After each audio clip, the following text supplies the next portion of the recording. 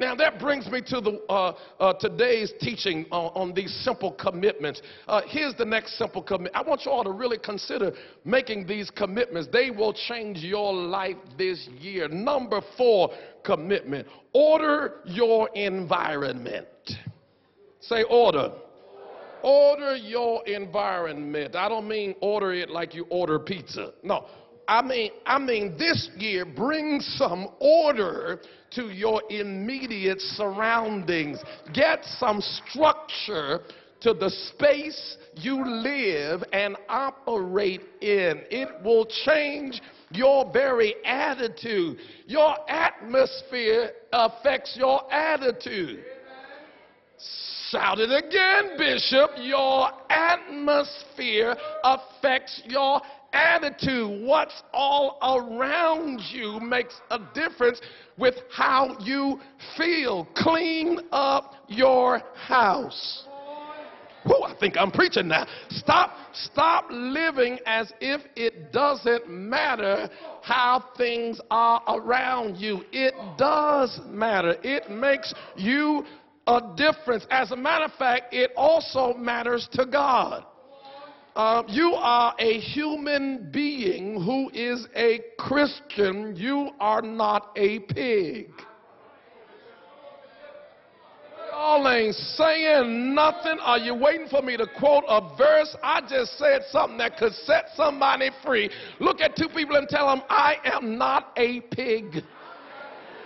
I said I'm not a pig. I can invite you to my house and prove it. I can take you home to my apartment and illustrate it, because my house is not a pig pen. Because pigs like pig pens. Pigs are comfortable with pig pens. You can dress a pig up. You ever seen a dressed up pig? Cute little something, ain't it? Cute little something. But I promise you, after a while, that pig don't want the bow rat, and that pig don't want the suede jacket, and that pig will hang out for a while with high heels, but in a minute,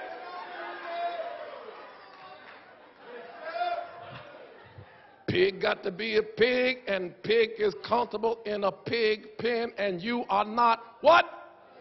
Some of you all are looking at me like, I wonder when he's going to be spiritual. I'm being spiritual.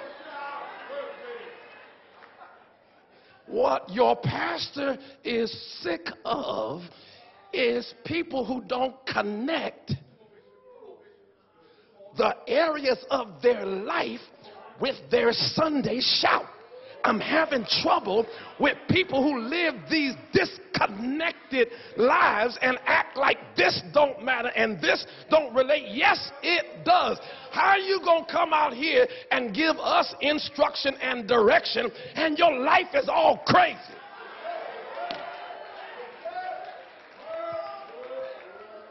No. And we're not talking about perfection. We're talking about commitment. Stop leaving dirty dishes sitting around. Dirty dishes should visit the sink and not live in the sink. Come on, pick. Somebody shout, preach it, Bishop. Pick the clothes up off the floor. Make your bed. I'm working today. Make your bed. I ought to hoop it or something. Make your bed. Make your bed. Make your bed. When you roll your hips out of the joker, flip your hip around, make the bed.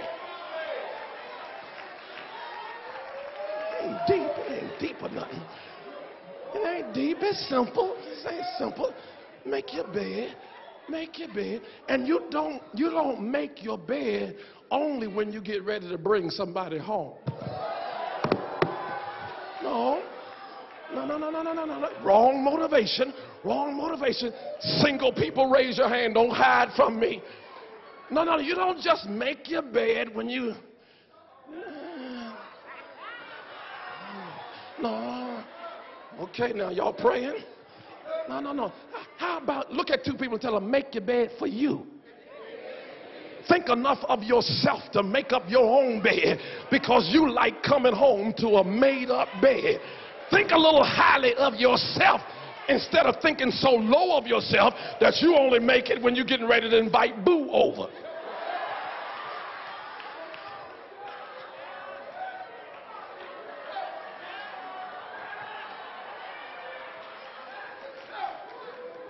Boo don't have a gender. Boo can have a skirt or boo can have some.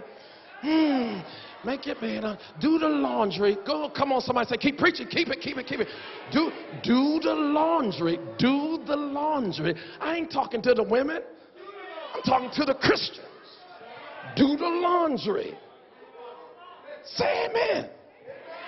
Do the laundry. Ain't never heard no sermon like that. Do the laundry. Say amen. Do the laundry. Say. And matter of fact, wait a minute, but I want to tell you when to do it. Do the laundry before it's falling all out of the back. All over on the floor, getting mixed up with the dirty clothes on the floor.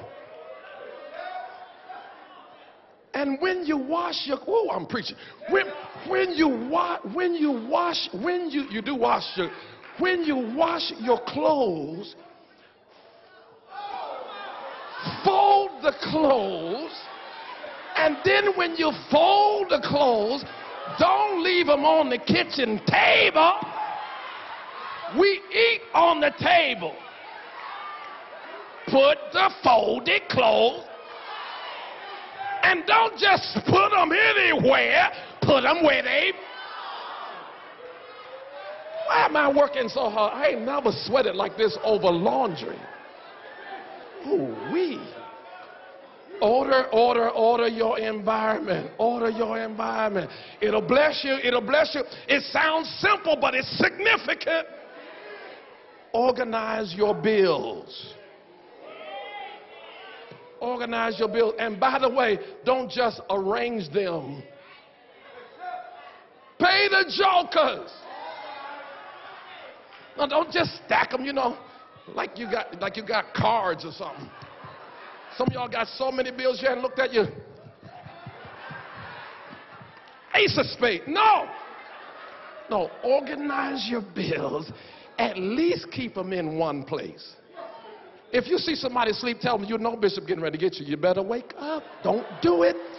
Or it's not rocket science. Somebody say, I can do this. Don't wait until something breaks down and then it costs you twice as much to fix it. No. Change the oil when it's supposed to be changed. Change the filter when y'all know it has oil and change the filter when it's supposed to be changed. Listen, some of y'all's clothes ain't getting dry quick enough because you haven't cleaned the lint screen in 6 months. And by the way, look at your neighbor and say, please wash that car. Wash, you know, the one the Lord gave you. You know, the one you prayed and asked him to get the loan approved for 6 years ago. You know, the one that you shouted about because God changed the mind of the loan officer and you had a testimony of the goodness of the Lord. Well, if he was good enough to give it to you, then you ought to be grateful enough to wash it after 5 years. You don't just keep a new car clean.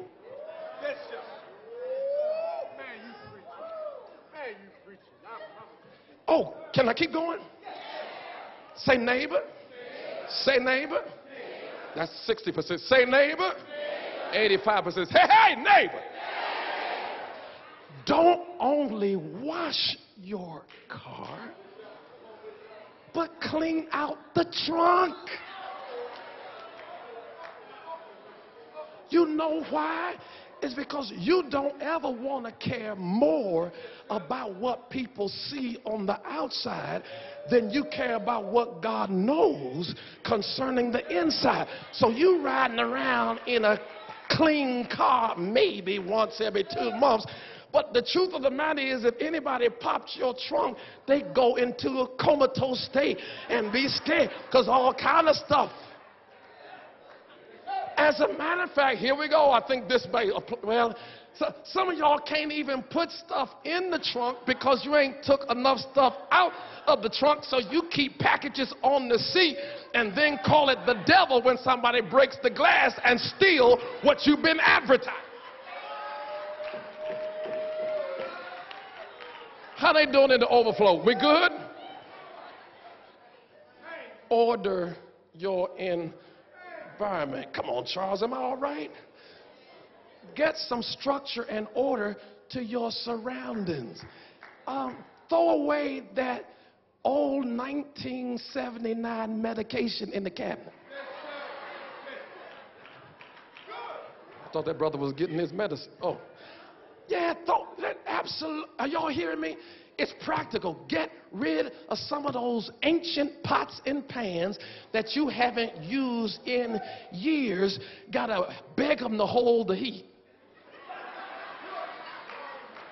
Come on, you don't even know where the top is. The top left a long time ago, and you putting the old plate on top of the old pot, and ain't nothing working. Taking 3 hours to heat what ought to take a half hour. Get a new pot.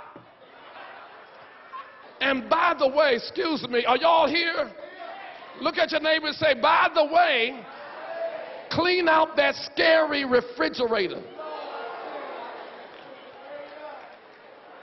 I mean, that joker is for a horror movie. You get ready to open the door and you be going like, ooh. You don't know what's on the other side of the door. All you hear is stuff slowly moving around in there. That's because it has taken on a life of its own. And you knew back in October you set the macaroni and cheese over there, but somehow or another it has slipped over just a little bit and bumped aside the greens that are not green. Preach, Bishop, preach, Bishop. Clean out the I'm just trying to help somebody. Either file all those papers on your desk or get somebody to scan them so you can electronically save them, or throw them. If you ain't paid them bills that's been sitting there and went from pastel color, you know, by the time the envelope get pastel, it's already a problem, but it doesn't move from pastel to nothing stale. And you still talking about I'm gonna, no, make a change. Somebody shout order. Okay, now, so you'll feel a lot better if you go on and do this. So I preached a sermon years ago. Really, it was a series called Order in the Court. Anybody? This applies to God. God ordained. There's an order to everything with God. God ordains order, God expects order, God creates order, God anoints order, God demands order, and God blesses order. And if your life is going to be fruitful, you need to get in order.